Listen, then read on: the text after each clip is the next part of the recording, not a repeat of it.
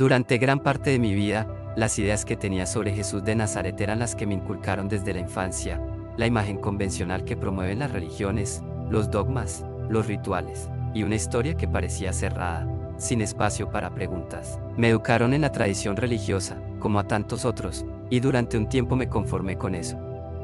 Pero llegó un momento en el que simplemente ya no me satisfacía. Dejé la religión. Me alejé, decepcionado, sintiendo un enorme vacío espiritual. Sin embargo, ese vacío, en lugar de hundirme, me empujó a buscar. Fue en ese viaje interior, ese desierto sin certezas, que me encontré con una figura de Jesús totalmente diferente a la que me habían vendido. Ese nuevo rostro, ese nuevo mensaje, esa nueva forma de entenderlo, me cambió por completo. Me hizo más libre, más lúcido, más seguro de que algo esencial nos fue ocultado. Jesús, el gran incomprendido. Comencé a darme cuenta de algo que hoy afirmo con claridad: los evangelios, tal como los conocemos, están profundamente manipulados. No son textos inocentes ni neutros. Fueron escritos, editados y reinterpretados por personas que querían consolidar poder, que querían controlar, que querían fundar algo que Jesús jamás quiso fundar, una iglesia. Sí, lo digo sin rodeos, Jesús de Nazaret nunca fundó una iglesia. Ese fue un invento posterior, orquestado por quienes lo conocieron, o incluso por quienes nunca lo conocieron directamente, como Pablo de Tarso. El mensaje original de Jesús era profundamente revolucionario, incómodo, inaceptable para el poder religioso y político de su época. Decía que hombres y mujeres eran iguales, que el rico y el pobre valían lo mismo, que el esclavo era tan digno como el libre. Y eso, claro, no vendía. El judaísmo tradicional no lo aceptó. La incipiente iglesia tampoco. Su mensaje fue enterrado, silenciado, disfrazado bajo estructuras religiosas que solo buscaban perpetuarse. Y desde entonces, la humanidad vive bajo ese malentendido, un mundo manipulado, una búsqueda inagotable. Esta decepción con la religión fue solo el comienzo. En paralelo, mi curiosidad me llevó a investigar fenómenos que se consideraban tabú, civilizaciones antiguas, fenómenos aéreos inexplicables, contactos, teorías sobre el origen de la humanidad.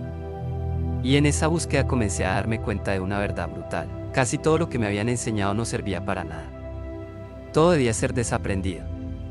Todo tenía que ser mirado de nuevo, desde lo que me enseñaron en el colegio hasta las verdades que supuestamente eran indiscutibles en la universidad. Tuve que desarmarlas. ¿Por qué? Porque estaban contaminadas.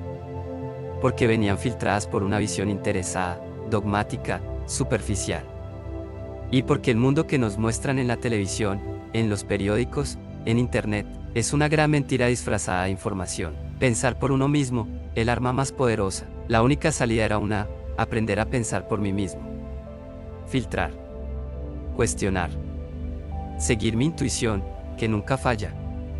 Cuando algo resuena en tu interior, cuando algo te toca el alma y te hace sentir que tiene sentido, no lo puedes ignorar. Eso no viene del intelecto, viene del alma, viene de ese fragmento que todos llevamos dentro y que está conectado con lo divino. Y así, mientras más investigaba la figura de Jesús de Nazaret en su contexto original, no desde la tradición religiosa, sino desde la historia, la antropología, la intuición, más entendía que su mensaje no era religión, sino experiencia. No era fe ciega, era conciencia despierta. No era sumisión, era libertad. Las religiones, la política y el negocio del miedo. Pero, ¿cómo vamos a cambiar algo si millones de personas siguen defendiendo religiones que no comprenden ni cuestionan? ¿Cómo vas a explicar que el Corán, que he leído 3 veces subrayando, está lleno de contradicciones y errores similares a los que tiene el cristianismo institucional? No es fácil. El miedo es un negocio. La fe también. Y las religiones son estructuras de poder. En mi búsqueda, llegué incluso a lugares inesperados.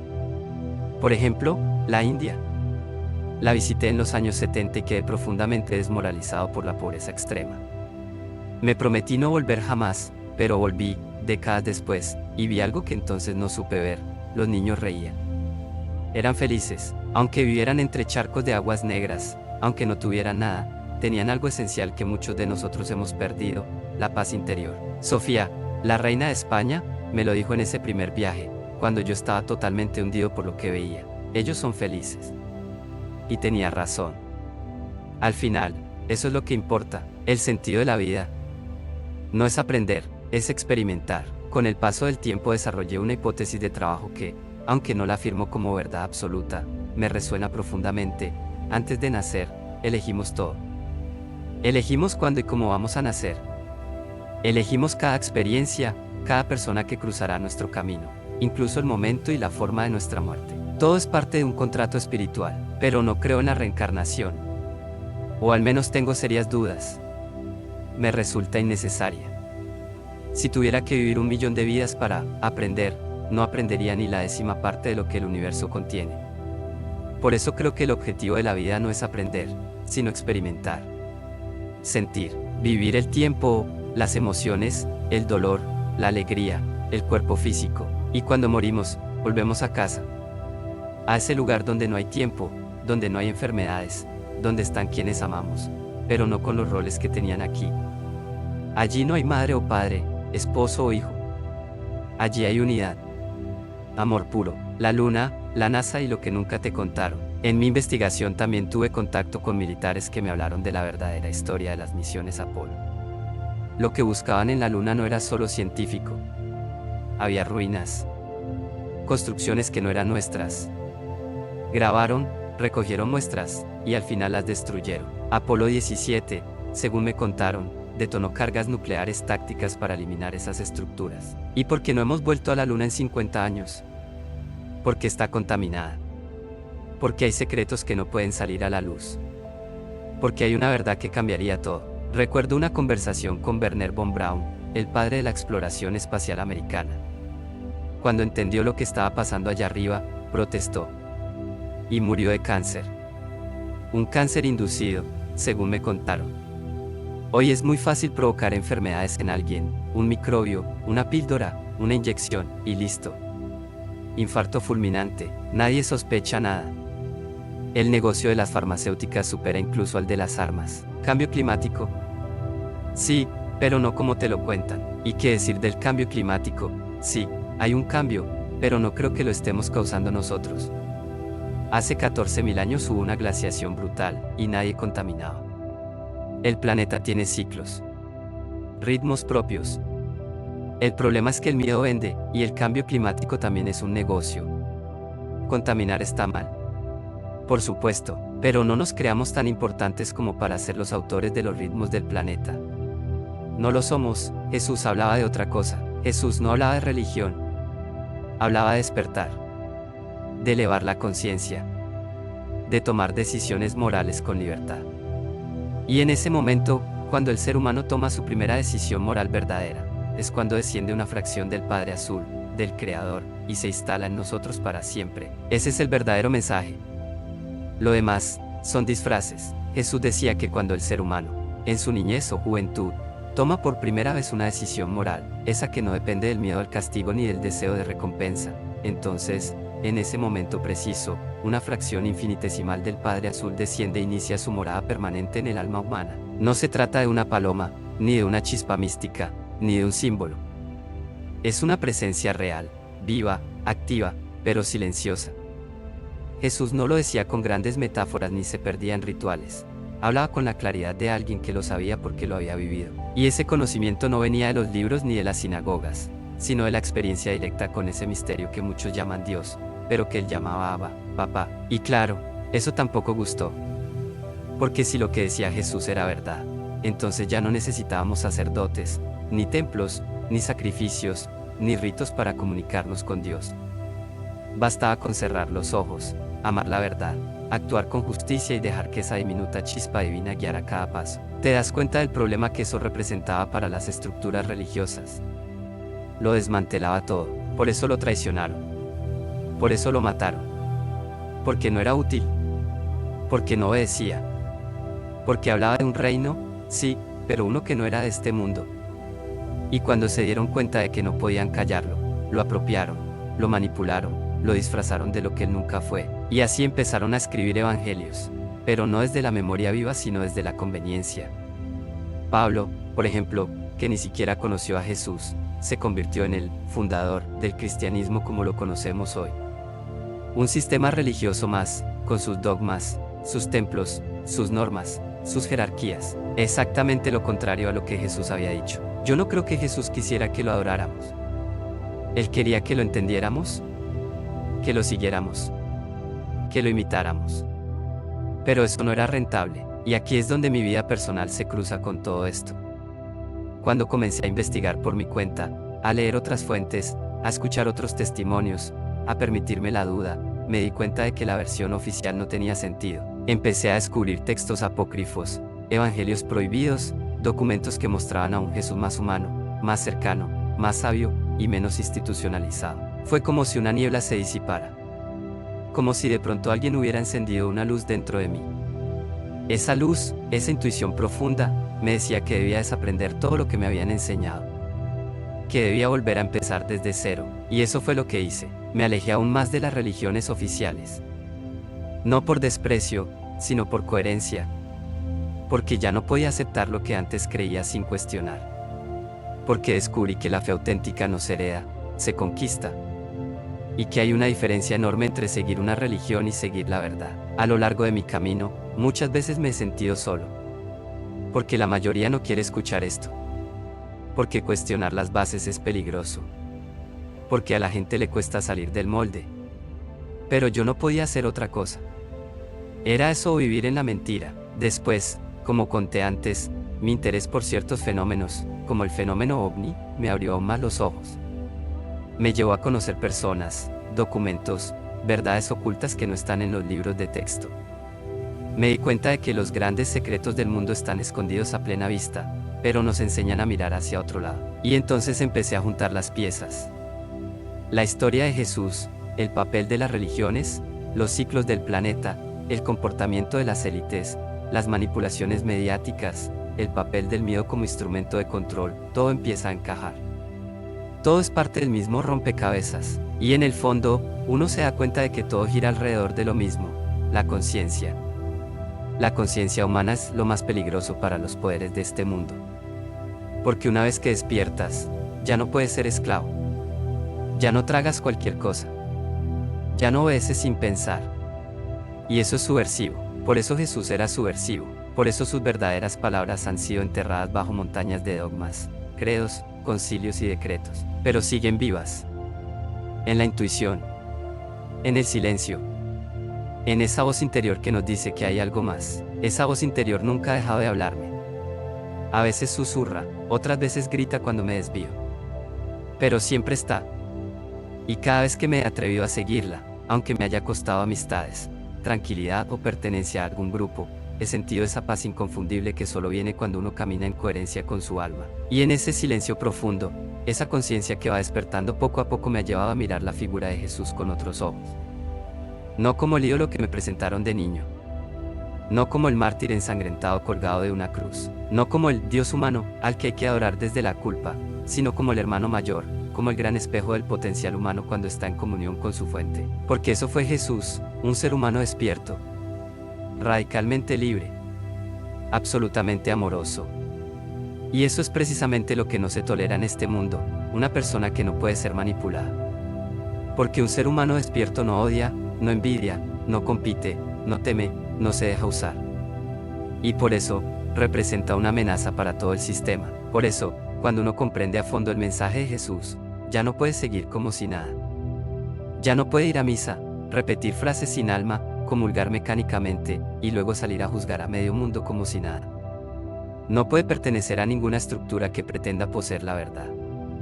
Porque el mensaje de Jesús no cabe en ninguna religión. Él no vino a fundar iglesias. Él vino a romper muros, y eso fue lo que nadie entendió, ni siquiera los discípulos. Algunos lo amaron, otros lo traicionaron, muchos lo malinterpretaron. Porque era demasiado libre, demasiado lúcido, demasiado amoroso para una humanidad dormida y domesticada. A veces me pregunto si, al morir, Jesús pensó que había fracasado. Porque casi nadie lo entendió. Porque sus palabras fueron tergiversadas. Porque lo que se construyó en su nombre fue justo lo que él vino a desmantelar. ¿Te imaginas lo que debe sentir un alma tan pura al ver su mensaje transformado en instrumento de poder, miedo y control? Y sin embargo, su esencia sigue intacta. No en los libros. No en los templos. En el corazón humano. Ahí donde nadie puede entrar sin tu permiso. Ahí donde la conciencia habla. Ahí donde la presencia del Padre Azul aún habita, como esa fracción diminuta, silenciosa, pero eterna. A lo largo de estos años, He aprendido a distinguir entre lo sagrado y lo artificial. Lo sagrado no necesita altares, ni velas, ni ornamentos. Lo sagrado sucede cuando dos personas se miran a los ojos sin máscaras. Cuando alguien elige perdonar sin que se lo pidan. Cuando se renuncia al odio sin necesidad de aplausos. Cuando se ama sin condiciones, sin contratos, sin garantías. Jesús hablaba de eso. Por eso decía que el reino de Dios estaba dentro de nosotros. No arriba. No lejos. No en el cielo después de morir. Aquí. Ahora. Pero claro, si eso se acepta, ¿quién seguiría pagando diezmos? ¿Quién necesitaría sacerdotes? ¿Quién se dejaría manipular con miedo al infierno? La verdad es simple, pero los sistemas necesitan complejidad para mantenerse. Y la religión, como institución, necesita que no confíes en ti mismo. Que no escuches esa voz interior. Que tengas miedo de tu propia libertad. Yo no soy mejor que nadie. No tengo todas las respuestas. Sigo cayendo, dudando, tropezando, llorando. Pero al menos ya no camino con los ojos cerrados. Y esa diferencia lo cambia todo. Hoy, cuando pienso en Jesús, no pienso en estampitas, ni en milagros espectaculares. Pienso en alguien que vivió tan despierto que incomodó a los dormidos. Pienso en alguien que prefirió morir fiel a su verdad antes que vivir cómodo en una mentira. Pienso en alguien que nos mostró, con su vida y no con discursos, que la verdadera espiritualidad no es adoración, es transformación. Y eso duele, porque transformarse es dejar morir al ego. Es soltar el control. Es mirar adentro y enfrentar todo lo que uno ha negado, pero vale la pena, porque en ese proceso, uno empieza a sentirse menos solo, empieza a encontrar a otros que también han despertado, que también han sufrido, que también han sido rechazados por salirse del molde. Y entre ellos no hay competencia, no hay jerarquías, no hay tú tienes razón y yo no. Solo hay verdad compartida, desde la experiencia vivida, no desde la teoría. Así es como imagino que era Jesús entre los suyos, no como un maestro altivo, sino como un igual, como uno más que simplemente había recordado antes que los otros, y que, por amor, decidió mostrar el camino. Y cuando uno despierta, no puede volver a dormirse igual. Al principio, quieres contarle a todos. Avisarles. Gritar, ¡hey! El fuego no es real. Las cadenas son mentales. La culpa no viene de Dios, pero pronto descubres que cada alma tiene su propio ritmo. Que no puedes obligar a nadie a ver lo que todavía no puedes sostener. Que el despertar no es una misión, sino una consecuencia. No se impone, se irradia. No se enseña, se vive, y cuando lo vives, te das cuenta de que ya no necesitas convencer a nadie. Solo necesitas ser. Habitar tu verdad con amor. Ser faro, no altavoz. Ser silencio que abraza, no sermón que culpa. Uno empieza a soltar. A dejar ir los debates. A no entrar en guerras de ideas. Porque entiendes que cada ser humano ve el mundo no como es, sino como es su nivel de conciencia. Y pelear contra eso es como pedirle a un niño que lea poesía en un idioma que aún no conoce. Y ahí empiezas a experimentar lo que muchos llaman paz espiritual. No porque la vida se vuelva fácil, sino porque tú ya no necesitas que todo encaje para sentirte en paz. Ya no necesitas tener razón. Ya no necesitas que los demás te entiendan. Porque has encontrado dentro de ti una fuente que no depende de nada externo. Y esa fuente tiene un nombre, algunos le dicen Dios. Otros le dicen universo. Otros le dicen conciencia, luz, presencia. Yo le digo el Padre Azul, porque cuando cierro los ojos y lo siento, su presencia es como un cielo infinito, sin juicio, sin amenaza, sin condiciones. Un cielo que siempre ha estado ahí, incluso cuando yo solo miraba el suelo. Y entonces, un día, te das cuenta de algo que te rompe por dentro, que Jesús no necesitaba ser adorado, solo quería que lo entendiéramos, y que lo imitáramos. Pero eso era demasiado para una humanidad que ama el símbolo más que la esencia. Por eso lo volvimos estatua. Lo pusimos en los techos, lo colgamos en las paredes, lo convertimos en ritual, para no tener que convertirnos en él, porque eso sí cuesta. Eso sí implica morir. No físicamente, sino morir a lo viejo. A la mentira. A la máscara. Al ego que se alimenta de superioridad moral. El verdadero Cristo no está en la cruz. Está en ti. Esperando que lo descubras. Que lo vivas. Que lo encarnes. Que lo hagas carne en tu manera de mirar, de hablar, de perdonar, de amar, de caminar por este mundo. Y cuando eso sucede, ya no necesitas que alguien te diga que es bueno o malo. Porque la voz se activa sola. La brújula se enciende. Y esa brújula nunca falla. Hay noches en las que todavía lloro. Por todo lo que creí. Por todo lo que callé. Por todo lo que aguanté creyendo que Dios me quería ver sufrir para formarme. Por todo el miedo que me metieron en su nombre. Y en esas noches, cuando el alma se vacía y el corazón se queda quieto, lo escucho. Jesús, no el de los cuadros, no el de los templos, no el de las amenazas, sino el real, el que camina descalzo por mi alma, el que me dice sin palabras, estás volviendo a casa. No temas. Ya no estás solo, y entonces entiendo que todo ha valido la pena. Cada decepción, cada ruptura, cada duda, cada traición. Porque cada una me empujó más hacia adentro. Más cerca de esa chispa. Más cerca de mi propia verdad. He aprendido a agradecer incluso las mentiras, porque sin ellas no habría buscado la verdad. Agradezco haber tenido miedo, porque sin él no habría aprendido a ser valiente. Agradezco cada no encajas, porque me obligó a construir mi propio molde. Uno que no sea de piedra ni de reglas, sino de presencia, compasión y libertad, porque al final, eso es lo único que importa, ser libre por dentro.